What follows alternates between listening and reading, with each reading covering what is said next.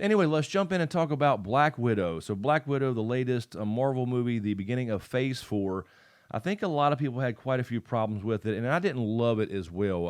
I didn't think it was horrible. I don't think it's as bad as a lot of people are saying, but I think they could have done a lot better as far as sending Natasha Romanoff off in her essentially farewell, I believe, since she is technically dead in our timeline. But we'll get into more of that kind of stuff in talking about Loki. So most of Black Widow, of course, takes place before the events of Avengers Infinity War and Endgame and all that. It takes place right after Captain America Civil War. So this is that period where the Sokovia Accords are in effect, and she is basically on the run from the U.S. government, just like Steve Rogers as well. So we find out that she reconnected with her sister Yelena, and I thought she was great in the movie. I thought Natasha was great, and I thought everybody in it, did the best they could with the script. So I actually like the idea of her going back to explore her past and, get rid of the Red Room and basically the mind control of all these widows across the world. We saw flashbacks in several Marvel movies of her training back in the day, and I like the idea of her getting back at Dreykov, the main villain, and then you had Taskmaster, which was not really Taskmaster. And I think that's what most people have a problem with, is they deviated so much from the source material. And actually, I didn't remember the scene where Loki had talked to her during the first Avengers movie, where he was in his cell and she was saying she had red on her ledger and she's trying to get rid of it and all this kind of stuff. And he actually brought up the fact that she killed his daughter, the main villain in this movie. So although I do remember that scene and her tricking Loki and all that stuff about what he really wants, so that was actually kind of the setup, I'm sure, for, going back and exploring her past.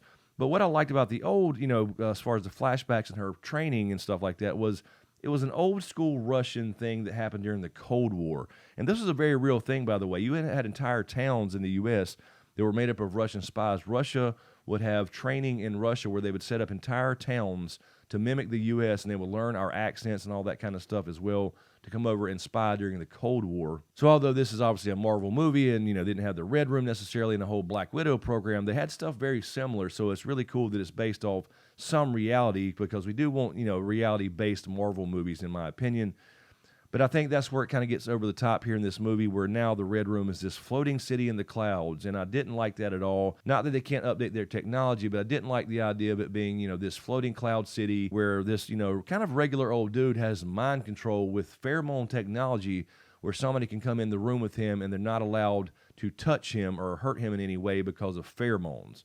And she ended up having to break her own damn nose and sever the nerve in order to actually hurt him in some way or kill him, which was her goal in the first place. So I guess during the rest of the movies, during the whole entire Avengers series, that, she couldn't smell a damn thing because her nerve had been severed. Her sister, Yelena, she'll definitely be a staple in the upcoming Marvel movies. She's going to be in Hawkeye, I believe. That's been confirmed. We'll talk about that in just a second with the kind of odd, weird post-credit scene, so we'll get into that as well. But she's going to be probably essentially the next Black Widow. She'll essentially take her place, is what it's going to look like.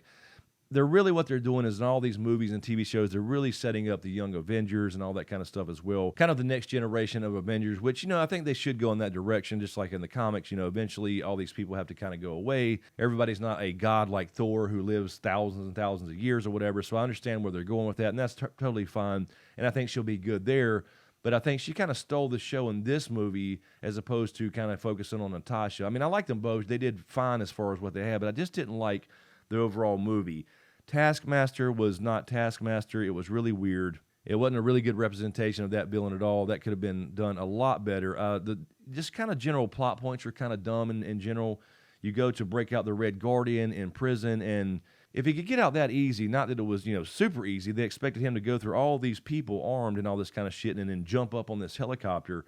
Why was he in prison in the first place? He tried to be the comic relief character, and we just never got to see him do anything. We got to see him put on his uniform, and he's bragging about being the Red Guardian and all this kind of stuff. Basically the alter ego to Captain America as far as the Russian version back in those days. And we didn't even get to see him fight. Every time we started to get in a fight with him, for example, him and Taskmaster, it would just cut away and we'd see other shit. So didn't really even use him properly. And of course, that was the whole plot, was getting this red goo, this red serum or whatever to release all the Black Widows from their spells. So that whole thing was kind of weird. It was just kind of odd.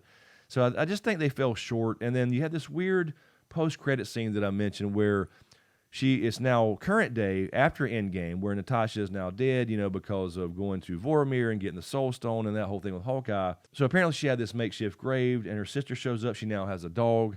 But then Val shows up, and if you remember Val, she showed up in Falcon and Winter Soldier. She was the one who basically recruited John Walker to be the U.S. agent after he no longer was Captain America. After Sam came and took the shield back and became Captain America himself, he is now the U.S. agent, so we'll see him going forward somewhere as well. But it was just odd for her to have inside information about saying that Hawkeye's responsible for Natasha's death, when we all know that's not what happened. And of course, that means that Val has some inside information about what went down on Vormir. And nobody should know that but the inner circle of Avengers. So I'm not really sure how they're going to explain that one, but she is going to be in Hawkeye, and I suppose that maybe they'll work things out in that show or whatever as he trains his new apprentice to take over the helm. But, Marvel movies to me are like, sex and pizza. Even when they're bad, they're still pretty good. So it was okay. Could have been better.